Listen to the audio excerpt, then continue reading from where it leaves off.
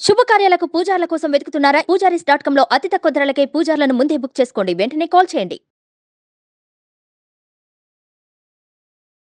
నమస్తే, welcome to Suman TV. నేను మీ యామ్ని. ప్రస్తుతం మనతో ఉన్నారు ప్రముఖ ఆధ్యాత్మికవేత్త, ప్రముఖ జ్యోతిష్య వాస్తు పండితులు, బ్రహ్మశ్రీ డాక్టర్ నాయకంటి మల్లికార్జున శర్మ గారు ఉన్నారు. వారితో మాట్లాడదాం. నమస్కారం గురుగారు. నమస్కారం.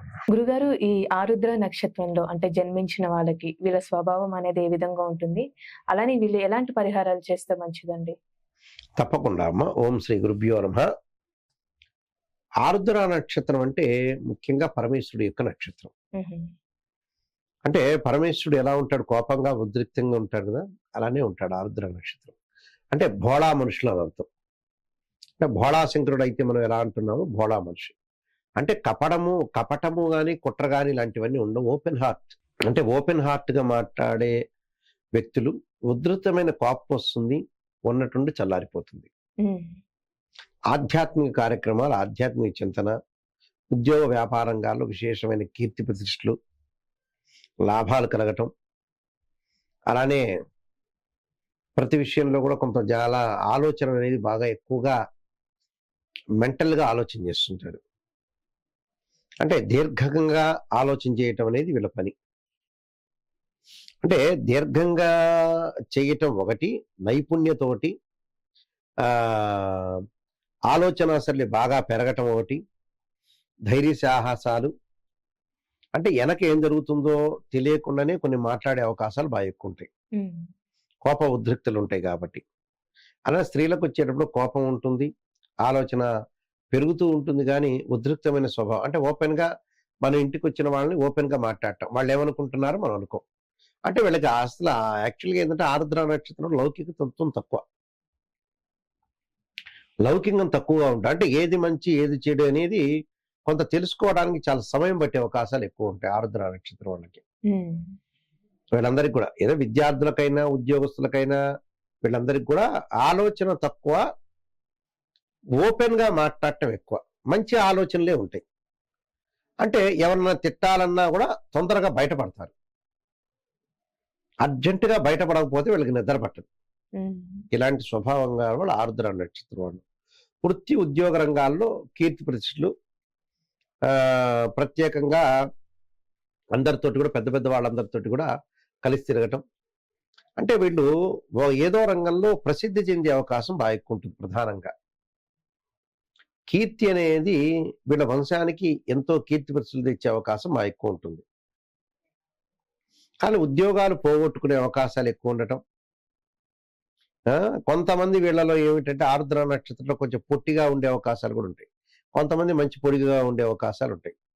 అయితే అది పాదాన్ని బట్టి మారిపోతూ ఉంటుంది ఆరుద్ర నక్షత్రం. ఈ ఆరుద్ర నక్షత్రంలో జన్మించిన వాళ్ళ యొక్క స్వభావం అనేది ఉంటుంది.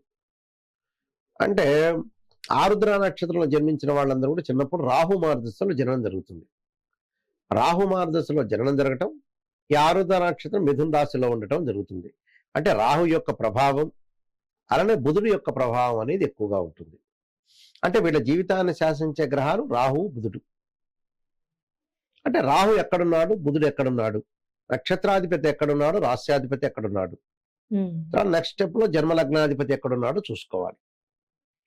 అయితే ఆరోగ్యపరంగా మటుకు కొంత శస్త్రచికిత్స జరిగే అవకాశాలు ఎక్కువ ఉంటాయి ఆరుద్ర నక్షత్రం వాళ్ళకి.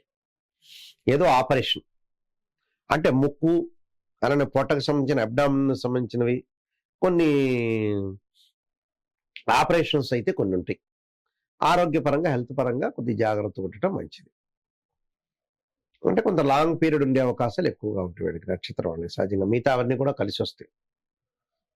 స్త్రీలు ఉత్సాహవంతంగా, కోపంగా, ఉద్రిక్తంగా ఉండటం, నలుగురిలో కలిసిపోవటం, భర్తకు తోడుగా ఉండాలనుకోవటం, అందరిలో కూడా నిన్ను మోనార్క్గా ఉండాలని అవకాశాలని ఆలోచన చేస్తుంటారు స్త్రీల యొక్క స్వభావంలో.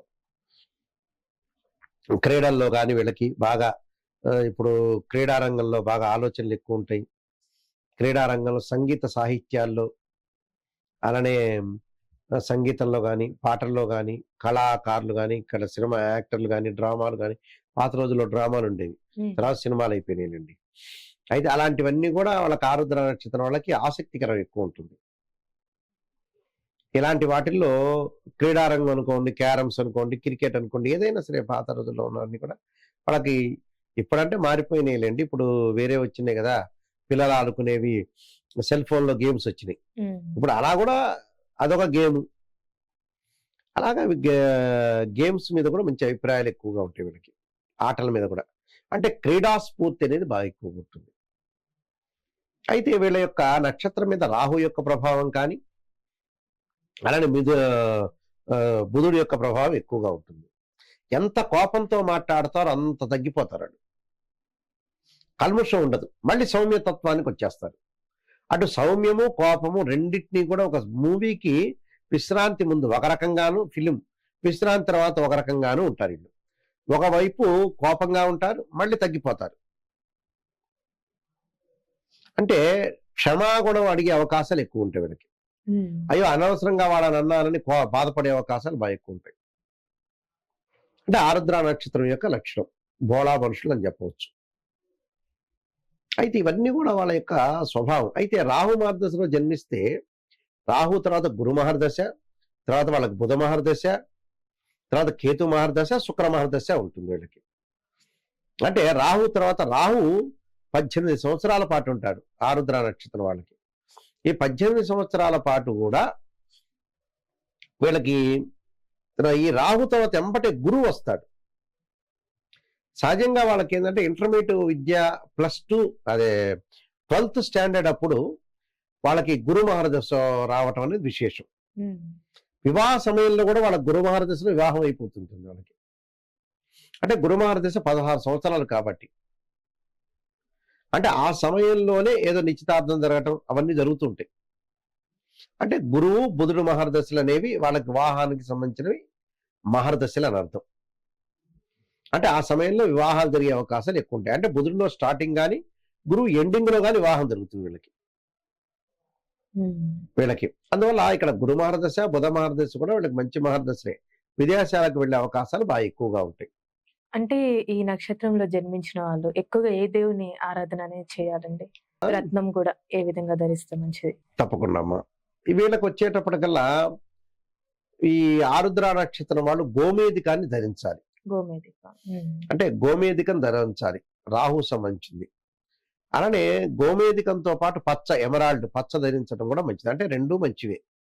అంటే ఫస్ట్ ప్రయారిటీ గోమేధికం ఇవ్వాలి, అలా ధరించాలి. ప్లస్ దేవుని యొక్క ఆరాధన ముందు ఇంపార్టెంట్గా, ముఖ్యంగా దేవుని యొక్క ఆరాధనలో ఖచ్చితంగా వీళ్ళు ఆరుద్ర నక్షత్రం శివుని ఆరాధన చేయాలి. పాశుపతాస్ రుద్రాభిషేకం లాంటివి చేయాలి.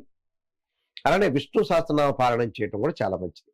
అయితే జాతకపరంగా చూసుకోవాలి. జాతకపరంగా ఏది బాగుంది, ఏది బాగాలేదు, గ్రహస్థితి అనేది అనుకూలంగా ఉంది, రాశిచక్రము, భావచక్రం, నవాంశం ఇవన్నీ కూడా అనుసరించి మాత్రమే పూజలు అనేవి చేయడం చాలా మంచిదమ్మా.